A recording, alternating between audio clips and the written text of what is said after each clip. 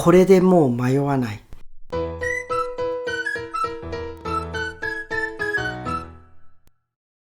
こんにちは、YouTube 図書館のアッキーです。それでは今回は書くだけであなたの強みが見つかるノートについて解説していきます。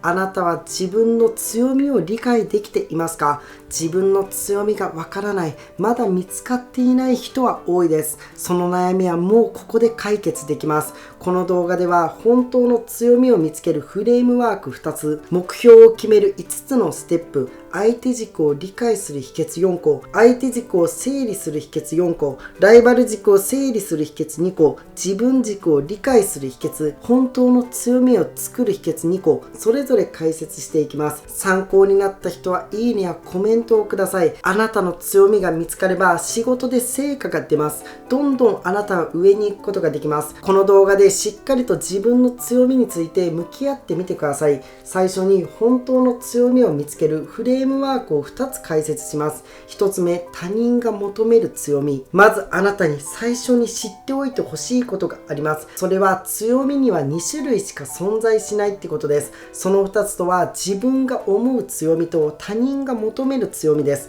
ここであなたに大事にしてほしいのは他人が求める強みです。つまり大切なのはあなたがどうかではなく周りの役に立てるかどうかです。どんなにあなたの強みをアピールしても無駄な場合があります。そんなことよりも実際に何か役に立つことをしてくれよ。それが周りの人の本音です。あなたが世の中に一番貢献できることを探してください。あなたが本当の強みを見つけてその強みを発揮すれば成果が出ます。僕の一番の強みは本を読んで人前で話すことです。2つ目、最強の3つの条件。他人が求める強みとは何なのかわからない方が多いです。まずは他人が求める強みを細分化する必要があります。細分化をすると最強の3つの条件が出てきます。その条件とは相手が求めていること、ライバルがやっていないこと、自分にできること、この3つです。この3つの条件を絶対に覚えておいてください。あなたの周りが求めていて、ライバルがやっていなくて、あなたにしかできないことを探してください。続いて目標を決める5つのステップ。目標を決めないと夢は叶わない。目標は達成できないです。では目標を決めるにはどうすればいいのか、この5つのステップをやってください。ステップの1はゴールを決めることです。ここで言うゴールとはあなたがどんな結果を残したいかです。あなたは YouTube 図書館を聞いてどんな結果が欲しいですか？仕事で成功したい、人間関係を良くしたい、健康になりたい、もっと自己肯定感を上げたい、いろんなゴールがあるはずです。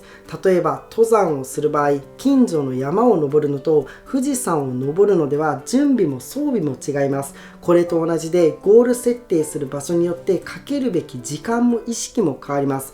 目標を設定しなければ出発することもできないです。強みについて考える場合、なぜかこの原則を忘れる人が多いです。あなたをまずは意識的にどんな結果を今年残したいか、これを決めるようにしてください。ステップの2は仕事の悩みを書き出すことです。あなたの仕事の悩みって何ですか？きっと悩みがあるはずです。悩みを文章で書くことはゴールを決めるにあたって重要な作業になります。なぜなら悩みを反転させることでゴールが見つかるからです。まずはネガティブな状態を言語化してみてください。きっと悩みは一つではないことに気がつきます。今度はジャンル分けするように書き出してください。嫌なこと、避けたいこと、つまらないことなどあらゆるジャンルに分けて書き出してみてください。ステップの3、理想の状態を3個まで書き出す。仕事の悩みを書き出したら今度は理想の状態を書き出してください。僕の今年の理想の状態は YouTube の登録者を30万人にすることです。この時できるできないという問題は考えずにとにかく書くことが大事です。理想に近づける方法は今後明確化していけばいいです。まずはゴールを決めて理想の状態を3つ書いてください。あなたが先ほど仕事の悩みを書き出していれば理想の状態っていうのはその反対です。例えば残業続きの状態であれば定時にに上がってプライベートな時間を作りたいと書いてください。そんな風に理想と現実が対になるように書き出したら、今度は理想を実現するために精査する必要があります。書き出した理想の状態の中から特にワクワクするものを3個ほどピックアップしてください。理想はあなたを頑張らせるものですけど、多すぎればあなたの首を絞めてしまいます。そのため3個までに絞ってください。続いてステップの4、成長イメージを逆算すること。次は理想の状態を具現化していく行動です。そのために必要なのが成長イメージの逆算です。目標はできるだけ明確にした方が結果に残しやすいです。そのため期日を決めてください。まずは1年後のイメージを書いてください。そして6ヶ月後、3ヶ月後と期間をどんどん短くすることでイメージしやすくなります。そしてこの時も言語化するようにしてください。1年後登録者を30万人にするためには6ヶ月後、3ヶ月後何人にすればいいのか書くようにしてください。ちなみにあまり遠すぎる目標は最初のうちは立てない方がいいです。環境っていうのは日々変わっていきます。遠すぎる目標はかえって目標を見失ってしまいます。1年後であればイメージしやすいです。1年後、半年後、3ヶ月後、これを書いてみてください。続いてステップの5、ゴールを設定して言語化する。今度はゴールを設定して言語化する方法を紹介します。ここで大切なのは、あなたの理想の姿の具体性によって期間が変わるってことです。先ほどは1年後を最長として紹介しました。でも全ての行動を1年かけてする必要はないです。つまりあなたの成長度合いによって必要とすべき期間も変わってきます。ただし期間が長期になるほど仮説検証の機会が増えます。つまりあなたの強みを改善していくメリットもあります。この時忘れてはならないのは他人の求める強みであることです。そこを意識して何度でもゴール設定をしてみてください。次に相手軸を整理する秘訣4個。1個目、候補を書き出す。相手軸っていうのは言い換えると相手目線という意味です。まずは候補を書き出してください。会社で言うならば誰目線になるのか、上司なのか、同僚なのか、もしも営業で結果を残したいのであればクライアント目線も必要です。転職する場合であれば面接官や会社が相手軸になってきます。相手とは誰なのか、あなたの考えつく候補を複数書き出してください。僕の場合であればこの動画を聞いているあなたが相手軸です。2個目、候補を絞り込む。複数の候補を書き出したら精査が必要です。今度は絞り込んでみてください。誰に価値を提供したら最もゴールに近づくのかを考えてください。ではなぜ1人に絞り込むのか、恋愛に置き換えてみると分かりやすいです。気になる異性が2人いるとします。あなたはどちらかとお付き合いしたいと考えています。その場合、あなたは2人同時にアプローチしますか？きっとしないはずです。原理はこれと同じです。あくまでも1人にしっかりと絞り込んでリサーチをしてください。3個目、お困りごとを理解する。相手が定まったら次はどんな困りごとやニーズにアプローチしていくか狙いを定めてください。相手の困りごとや相手の理想の姿を把握してください。それによって相手のニーズを理解してください。あらゆる角度から見て仮説を立ててください。うまくいけば効果的なアプローチができます。そうなればゴールは案外近いです。僕も Google のアナリティクスを見て何歳の人が見ているのか、性別はどうなのか、そしてどういう動画が伸びているのか、全てのコメント欄も見てます。ぜひ動画を見て何か気になることがあったり勉強になることがあったらぜひコメントをください。僕は全てのコメントを見ています。4個目、お困りごとを顕在的と潜在的に分類する。お困りごとには種類があります。種類は2つです。顕在的な悩みと潜在的な悩みです。顕在的とは今この仕事を助けてほしいといった自覚しているお困りごとです。一方潜在的は〇〇をしてくれたら嬉しいといった願望のことです。簡単に言えば顕在的は目の前のことに対してのお困りごとです。そして潜在的はこれから先こうあってほしいという将来のことです。ただし潜在的なお困りごとは本人も認識していないことがほとんどです。つまり言葉に出してくれるケースは稀です。そのためあなたが理解してあげる必要があります。それによって相手を支えてあげられるパートナーになることができます。ちなみに相手をリサーチするときに相手以上に相手を心配することが重要です。そうでなけければ見えないことがたくさんあります。次はライバル軸を整理する秘訣2個。1個目、アプローチ案を考える。ここで言うライバル軸とは、相手が求めていてライバルの弱い部分であなたが提供できることです。ライバルの強みで勝負をしないってことです。相手に対してどのような影響を与えるのかリサーチする必要があります。ここではライバル軸として5人ピックアップしてみてください。5人よりも少なくても OK です。また固有名詞を特定できた方がリアルに考えられます。あなたのライバルはどんな人なのか5人ピックアップしてみてください。2個目、ライバルを3段階で評価する。ライバルの候補を5人挙げたら今度は3段階で評価してください。3段階とは、ライバルの方があなたよりもできそうなこと、ライバルと同じくらいの精度でできそうなこと、ライバルの方があなたよりできなそうなこと、この3段階です。強い人、普通の人、弱い人を見るってことです。強み弱みっていうのは見る人によって違います。そのため判断がつきづらい場合があります。ここで大切なのは、相手が求めていてかつライバルの弱いポイントを見つけることです。そうすれば今度はこっちのもんです。あなたがそのポイントをつけばいいだけです。その結果、相手にとって価値のある提案や行動ができるようになります。次に自分軸を整理する秘訣。自分軸とはあなたの強みのことです。ここでは3つの観点から見て総合的に考えてください。その3つとは、あなたができること、挑戦したいこと、難しいことです。できる、挑戦する、難しい、この3つから考えてください。お困りごとを考えて、ライバル軸を計算して解決策を提案する。その中で難しいこととできることが見えてきます。中にはライバルの弱いポイントがあなたの経験のないこともあります。しかし挑戦することはできるはずです。そのためできるかどうかを考えてください。とは言っても、あまり考えすぎると不安になってきます。考えすぎず、あくまで冷静にあなた自身を客観視するイメージを持ってください。次に本当の強みを作る秘訣2個。1個目、本当の強みを言語化する。もうここでは最後の仕上げです。ここまでは本当の強みについて紹介してきました。今度はそれを言語化して音読してみてください。あなたはいつまでに何をして、どんな相手にどんな価値を提供しますか。これをまとめて複数回音読してください。音読することによって徐々にあなたの頭の中に本当の強みが入り込んでいきます。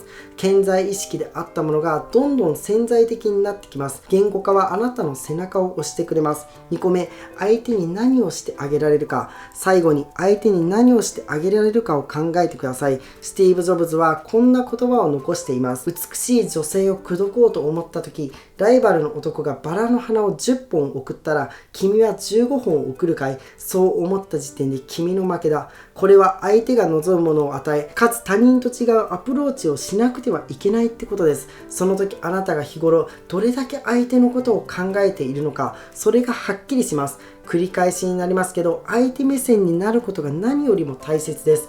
自分の強みではなくて、世間に求められている強みを探してください。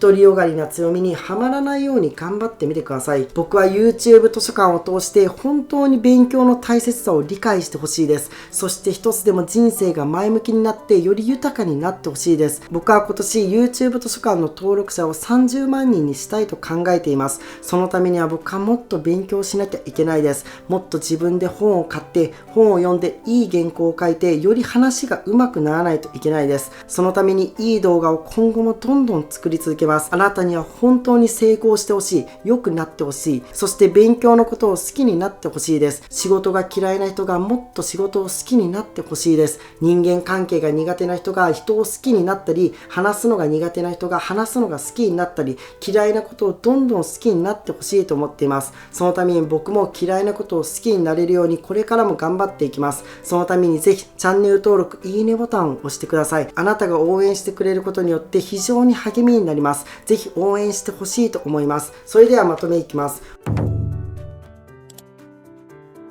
本当の強みを見つけるフレームワーク2つ。1つ目は他人が求める強み。今回紹介する中で一番大切なことがあります。それが他人が求める強みです。あなたの思っている強みが必ずしも相手が求めているものとは限らないです。ひょっとすると独りよがりな強みかもしれないです。あなたが世の中に一番貢献できることを探してみてください。2つ目、最強の3つの条件。その3つとは、相手が求めていること、ライバルがやっていないこと、あなたにできること、この3条件です。この3条件を意識してください。続いてゴールを決める5つのステップ。ステップの1はゴールを決めることです。まずはゴールを決めてください。登山と同じです。登る山によって準備も装備も違います。意識も変わります。僕の今年の目標は YouTube の登録者30万人です。目標を設定しないと僕もスタートすることができないです。まずはゴールを決めてください。続いてステップの2、仕事の悩みを書き出す。仕事の悩みを書き出してください。嫌なこと、避けたいこと、つまらないことをあらゆるジャンルに分けて書き出してください。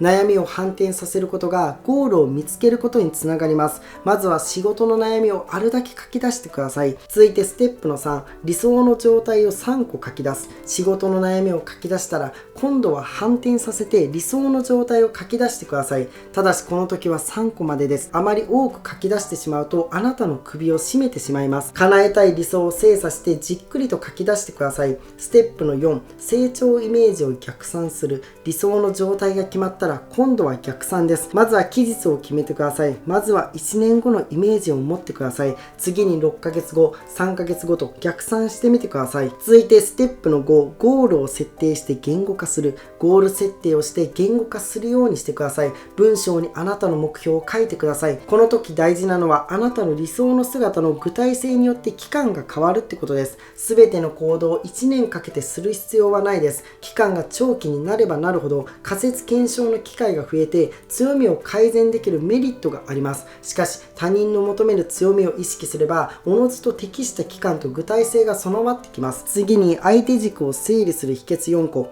1個目、候補を書き出す。相手軸とは相手目線のことです。まずは候補を書き出してください。あなたにとっての相手とは誰ですか？上司ですか？同僚ですか？会社ですか？営業マンであればクライアントです。できるだけ相手の候補を書き出してください。2個目、候補を絞り込む。今度は候補を精査してください。今度は1人に絞ってください。あなたは誰に価値を提供したら最もゴールに近づくのか。僕はチャンネル登録者の人に価値を提供するのが自分のゴールにつながります。よりいい台本を書く、よりいい動画を作ることが自分の目標達成につながると考えています。3個目、お困りごとを理解する。誰に価値を提供するかを決めたら、今度はお困りごとを探してください。相手が何に困っているのか、何に悩んでいるのかを理解してください。そしてあらゆる角度から見て仮説を立ててください。4個目、お困りごとを顕在的と潜在的に分類する。お困りごとには種類があります。それは2つです。顕在的と潜在的の2種類です。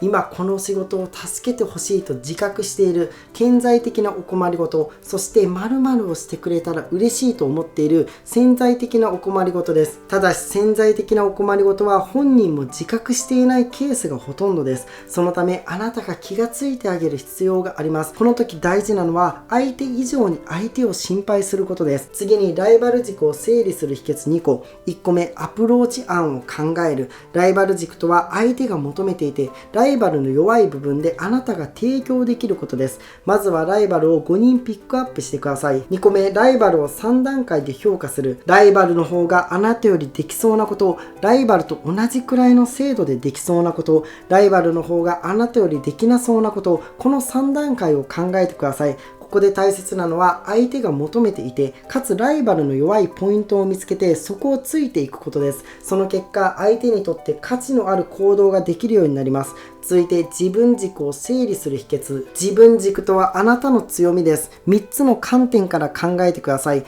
できる、挑戦する、難しいの3つです。中にはライバルの弱いポイントがあなたの経験のないことの場合もあります。しかし挑戦することはできます。自分軸の場合は考えすぎると不安になるためあくまで冷静に客観視しながら考えてください。次に本当の強みを作る秘訣2個。1個目、本当の強みを言語化する。本当の強みを言語化して毎日音読してください。あなたはいつまでに何をしてどんな相手にどんな価値を提供しますか。これを音読することによってあなたの頭の中に本当の強みが入り込んでいきます。2個目、相手に何をしてあげられるか。相手に何をしてあげられるかを考えてください。相手が望むものを与えてかつ他人と違うアプローチ方法を考えてください。あなたがどれだけ相手のことを考えているかが大事です。繰り返しますけど他人の求める強みを意識してください。そして相手に何をしてあげられるかを考えてください。解説は以上です。自分が思う強みではなく、周りから必要とされる強みを理解してください。この動画で解説できなかった他の方法を知りたい人はぜひ本を読んでみてください。今後もこのような動画をどんどん作っていきます。僕もたくさん勉強します。あなたもたくさん勉強してください。よりいい原稿を作ってより面白い動画が作れるように、僕も頑張って一日一日を大切に過ごしていきたいと思います。チャンネル登録してくれると本当に嬉しいです。動画が良かったって方、最後まで聞いてくれた方はいいねボタンをぜひ押してください。コメントももらえると嬉しいです。こんな本をやってほしい。ここの言葉が響いた。ぜひ教えてください。今後よりいい動画を作るための参考にさせていただきます。本日もご覧いただきありがとうございます。ぜひ次の動画でお会いしましょう。チャンネル登録、評価ボタン、クリックいただければ励みになりますので、ぜひよろしくお願いします。